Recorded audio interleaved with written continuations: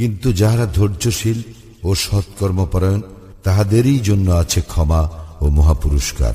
তবে কি তোমার প্রতি যাহা অবতীর্ণ হইয়াছে তাহার কিছু তুমি বর্জন করিবে এবং ইহাতে তোমার মন সংকুচিত হইবে এই জন্য যে তাহারা বলে তাহার নিকট ধন ভাণ্ডার প্রেরিত হয় না কেন, অথবা তাহার সঙ্গে ফিরিস্তা আসে না কেন?